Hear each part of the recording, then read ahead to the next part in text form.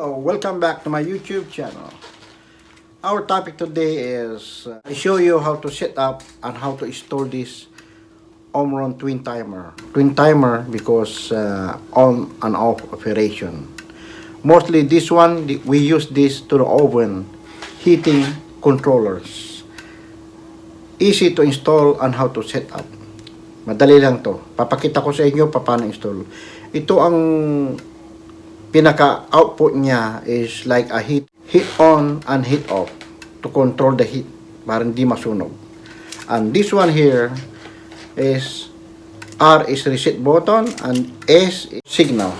So this I connect already and I try, but I will take out, I remove, disconnect all the wiring, and I will show you how to install and how to set up. Kung paano ang gamit nito, napakadali lang para gamitin ito. So I just connect switch, right, to turn on and off, okay, and to signal. This is our signal or start, and it's counting. All right, okay, I will start now. This is our stop button, reset and stop. Okay, so for now I turn off the power here. And I will disconnect the wire. Tatanggalin ko yung wire at papakita ko sa inyo paano ang connection nito at kung saan ginagamit ito. Where we gonna use this, right? Alright. All the wire is disconnected now, and this one we're gonna use. This is a signal is normally open contact, and also is our receipt is normally open contact. We're gonna use one here, and this our sample. This red light is when the output is hit on, right? We're gonna wire this, and this our Omron timer. I will show you the circuit diagram. There's a drawing here para madali nyo maintindihan. So 110 volts and output is 3-4. We're gonna jump wire to here, and our port, that's what we're gonna use this one here, heater. Yung gagamitin natin output. 6 is our common, 7 is receipt, and signal. So we're gonna wire now, okay? Alright. Then ipapakita ko sa inyo paano mag-set up. I'll show you how to set up this. This is very important. Alright. First, connect the power supply, 110 volt, this hot wire. Okay, I connect the jumper. Okay, and jump to terminal number 3. This our supply for the power supply for the output. Okay, this one here, this going to the terminal number 4, going to the heater. Okay, this is our heater, right? And there is return going to the neutral. Alright, make it sure tight para hindi matanggal. Then put this one here together in neutral, terminal number 2.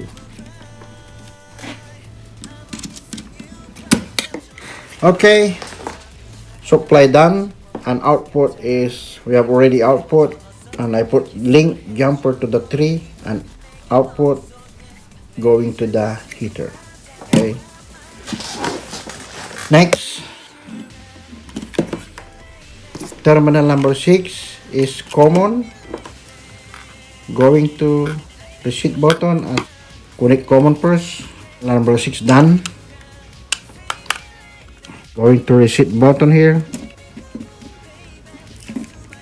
and I need link, I need jumper number 6 going to start button here. So I need jumper, 2 wire. Okay, right, and then reset button. We need number 7 wire going to terminal number 7. Connect first. Okay, all right, reset button going to terminal number 7.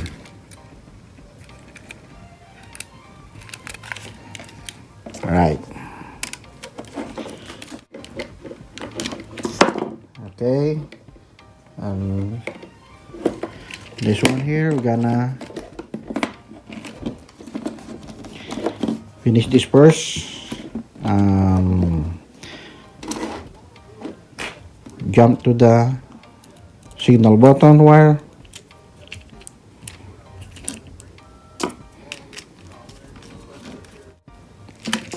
Okay, and then we need wire number 8 going to terminal number 8. All right, and then go to terminal number 8.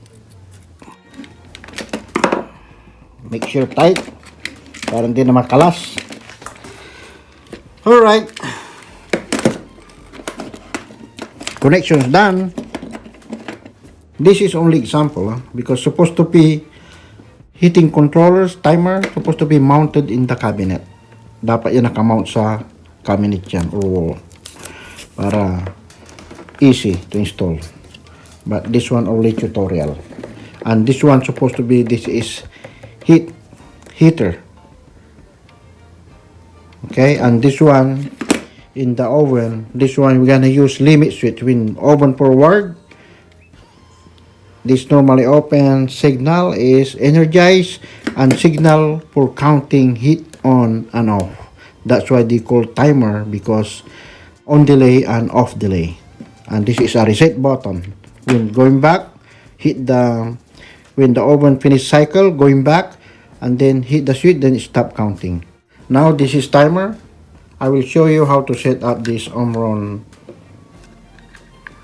Twin Timer H5CX. Okay, so I turn on the power.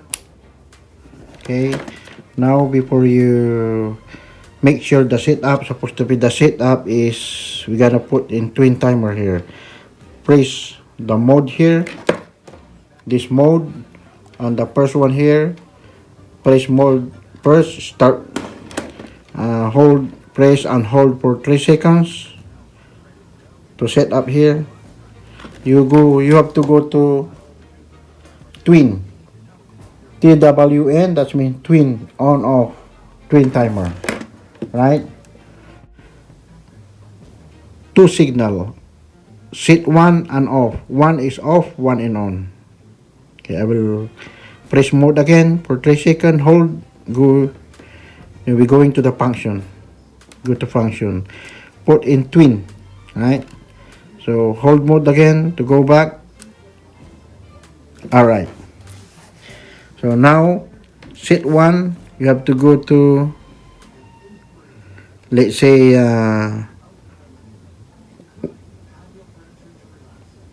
3 minutes, 3 seconds, and then set 1 is off.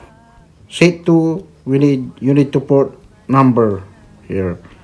So this is our seconds point, because this our, if you put here is 1 seconds. Okay, you put 5 minutes. This because 6 point only. This is point. This one is okay. Let's say 6 seconds and 6 seconds on. Okay, you want to put more heat. Set 2 is on for 8 seconds and press mode to check. Set 1 is off for 3 seconds. So we're gonna start now. You're gonna see this our output heater. Start. See that? Hit on for 8 seconds. After 8 seconds, to control the heat. Yeah, now hit off. On.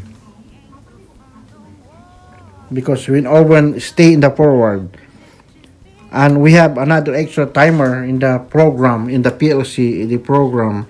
After, let's say, 800 seconds, then finish for heating, and then give signal to cylinder, because this carriage holding the cylinder.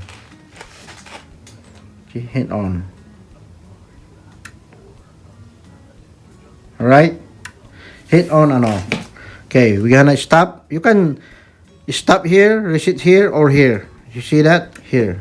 Or start one more. You can reset here. See? Okay. Now, how to set up? We're going to the parameter. Press 3 seconds. 1000, 1002, 1003. Now, you need to go to NPN. This is our setup point. NPN. This is our input. And red, this color, red color. This is SLH1 is 999. Okay, leave it like that.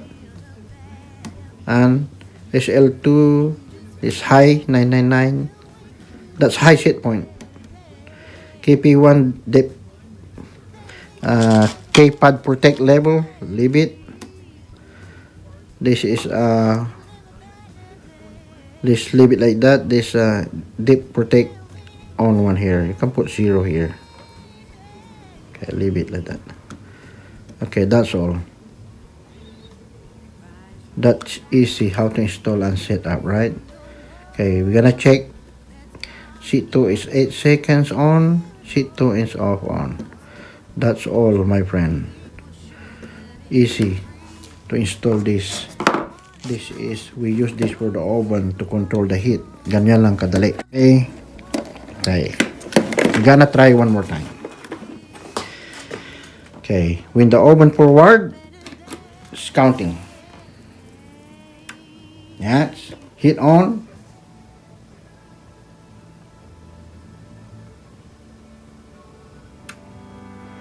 Now it's off.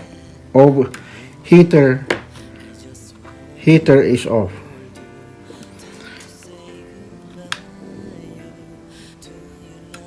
Okay, sheet 1 is off. Sheet 2 is on. Now heat on. The heating is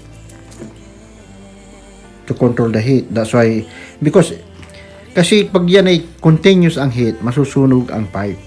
Masusunog ang barbecue. That's why. Kaya dapat on and off para makontrol ang heat. To control the heat. Right? Okay. That's all, my friend.